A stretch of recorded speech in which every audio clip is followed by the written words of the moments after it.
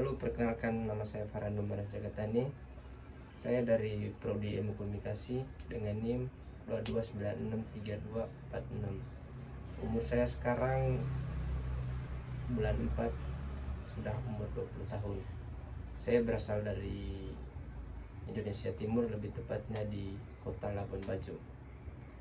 Video ini dibuat untuk memenuhi tugas mata kuliah kewarganegaraan, dan pada kesempatan kali ini saya akan menjelaskan pengalaman saya selama mengikuti organisasi. Kebetulan saya mengikuti organisasi kemasyarakatan, nama organisasinya Ikamaya. Jadi organisasi Ikamaya ini bergerak di bidang kemasyarakatan. Visi saya yaitu agar terwujudnya masyarakat yang peduli terhadap lingkup sosial, terhadap lingkup ekonomi, terutama terhadap lingkup kebudayaan, agar tercapainya kehidupan yang selaras. Baik, dan yang berikutnya misi saya. Misi saya adalah mendorong dan menumbuh kembangkan masyarakat dan kelompok-kelompok masyarakat untuk meningkatkan kemampuan dan menegakkan kemandirian dalam berkehidupan ekonomi, pemanfaatan sumber daya alam secara lestari dengan diimbangkan tingkat pengetahuan yang cukup, serta melindungi nilai-nilai tradisi yang ada sehingga pada akhirnya akan terakumulasi menjadi sebuah tatanan kehidupan yang harmonis, serta sebagai wadah kontrol terhadap aparatur negara dan pemerintah sebagai kebijakan publik untuk lebih konsekuen melaksanakan ketentuan-ketentuan yang telah diagregasikan. Berikutnya yaitu strategi saya dalam mengikuti organisasi ini. Jadi strategi saya yaitu selama ada kegiatan kebudayaan di Yogyakarta, Ikamaya selalu turut hadir dengan tujuan untuk memperkenalkan budaya-budaya dari Indonesia Timur di kota Yogyakarta. Berikutnya itu langkah yang saya ambil ketika memulai peran kepemimpinan. Jadi langkah awalnya yaitu selama saya mengikuti organisasi Ikamaya ini, langkah awal yang saya lakukan yaitu memahami konteks dan visi dalam organisasi ini, sehingga saya dapat memahami apa tujuan dan organisasi Ikamaya ini bergerak di bidang apa gitu. Jadi itu langkah awal saya memulai kepemimpinan. Dan yang kedua yaitu kenali anggota tim atau bawahan. Jadi ini adalah langkah yang paling bagus menurut saya, karena langkah ini kita bisa saling mengenal dengan anggota-anggota tim untuk memahami kebutuhan dan harapan mereka, sehingga kita bisa membangun komunikasi dan membangun pertemanan yang sangat erat melalui komunikasi atau saling berkenalan. Dan langkah yang ketiga yaitu membuat sebuah rencana. Jadi saya mengidentifikasi tujuan jangka pendek dan jangka panjang untuk tim organisasi Ikamaya ini, dan kemudian dalam tahap yang ketiga ini saya akan mengembangkan rencana itu kepada anggota kelompok secara strategis untuk mencapai tujuan tersebut. Dan langkah yang keempat adalah komunikasi yang efektif.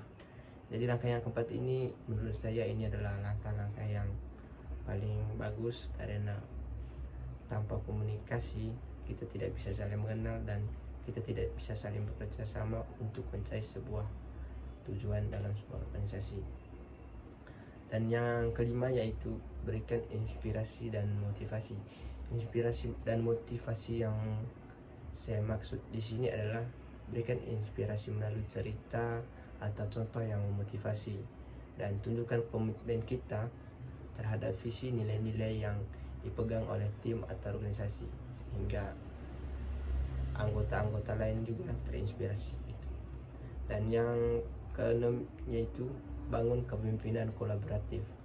Bangun kepemimpinan kolaboratif itu adalah kita memfasilitasi kerjasama dan antara anggota tim dan berikan dukungan sepenuhnya kepada anggota-anggota tim yang ikut serta dalam organisasi Ikamaya tersebut.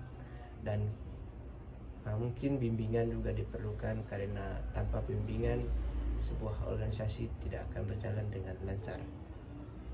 Dan langkah yang ketujuh adalah pertimbangkan keseimbangan kepemimpinan. Kita pahami keseimbangan antara memberikan arahan dan memberdayakan anggota tim untuk berkontribusi dalam organisasi Ikamaya ini, dan pertimbangkan kebutuhan individual dan kelompok.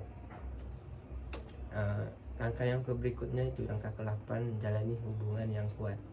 Langkah ini menurut saya langkah yang paling baik dalam sebuah organisasi, apalagi kami yang merantau jauh dari Indonesia Timur ke Jogja, Jakarta. Jadi menjalin hubungan yang kuat ini adalah salah satu cara yang baik sehingga kita bisa saling berhubungan erat dengan anggota-anggota tim itu. Dan yang ke-9 adalah pantau dan evaluasi kinerja. Tahap yang ke-9 ini adalah tetap terhubung dengan kemajuan dan tantangan yang dihadapi tim, dan evaluasi kinerja secara berkala dan berikan umpan balik konstruktif. Jadi dalam anggota tim itu ketika ada kendala, ketika ada masalah, kita harus saling berkontribusi gitu. Kita harus saling diskusi, kita harus saling evaluasi kinerja yang kita lakukan sehingga mencapai tujuan yang lebih baik. Dan yang ke-10 adalah beradaptasi dan terus menerus. Langkah yang terakhir ini adalah kita harus saling terbuka gitu dengan anggota-anggota tim dan beradaptasi dengan lingkungan yang dinamis.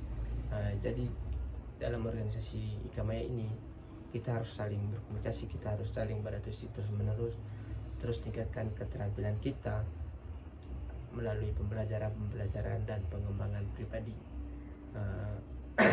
Mungkin itu saja langkah-langkah saya dalam cara awal saya mengikuti organisasi kepemimpinan. Yang berikutnya yaitu bagaimana proses menjelaskan kepada anggota atau pengikut agar mencapai visi dan misi saya.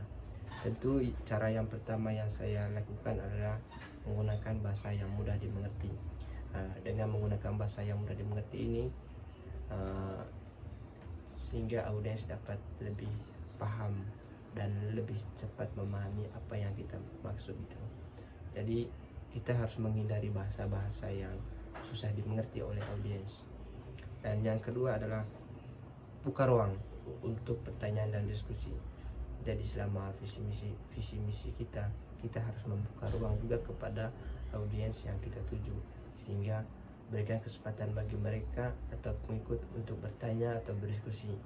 Menurut saya hal ini dapat meningkatkan pemahaman dan membuat mereka merasa terlibat dalam visi misi itu. Dan yang terakhir menurut saya adalah berikan arah yang jelas. Kita harus menjelaskan kepada audiens itu dengan arahan yang sangat jelas. Agar apa? Agar mereka mengetahui apa yang kita maksud, dari visi misi itu, sehingga mereka juga dapat lebih gampang mengerti. Jadi yang berikutnya adalah cara saya menghadapi masalah baik dari eksternal maupun internal. Jadi cara saya menghadapi masalah, yang pertama masalah internal, yaitu kita harus identifikasi dan kenali masalah tersebut. Langkah awal ini adalah langkah yang paling penting karena kita harus mengidentifikasi masalah secara jelas dan segera pahami apa akar dari masalah tersebut, apa penyebabnya. Dan kedua yaitu langkah bertanggung jawab dan transparan. Ambil tanggung jawab untuk memecahkan masalah yang terjadi dan berkomunikasi secara baik, transparan kepada tim yang lebih baik. Dan yang ketiga adalah buat rencana atau tindakan. Buat rencana atau tindakan ini dimaksud dengan kita harus buat rencana gitu loh, buat tindakan yang jelas untuk mengatasi masalah tersebut. Tentukan langkah-langkah konkret yang perlu diambil. Dan terakhir adalah evaluasi dan belajar. Setelah masalah terjadi, kita harus melakukan evaluasi, memahami apa yang dapat dipelajari dari pengalaman tersebut dan bagaimana cara mencegahnya di masa depan gitu. Dan yang kedua adalah menghadapi masalah eksternal. Tentu masalah eksternal ini, langkah pertamanya adalah kami akan menganalisis situasi. Menganalisis situasi yang dimaksud adalah kita harus menganalisis dengan cermat situasi eksternal yang memunculkan masalah, pahami dampak dan implikasinya kepada potensi dan kepada organisasi dan anggota tim. Yang kedua adalah menjalin komunikasi yang efektif. Menjalin komunikasi yang efektif yang dimaksud adalah kita harus berkomunikasi dengan pihak-pihak terkait dengan anggota-anggota organisasi, termasuk pemangku kepentingan dan pihak eksternal, secara jelas dan terbuka. Dan langkah ini adalah hindari secara jelas dan terbuka, hindari tertutup gitu. Kita harus saling terbuka kepada satu sama lain. Dan yang berikutnya adalah yang berikutnya adalah pelajari dari pengalaman gitu. Setelah mengatasi masalah, melakukan evaluasi menyeluruh, pahami apa yang dapat dipelajari dan bagaimana meningkatkan kesiapan menghadapi masalah di masa depan.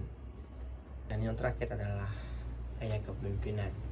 Jadi gaya kepemimpinan yang saya terapkan dalam organisasi Ikamaya adalah gaya kepemimpinan demokratif.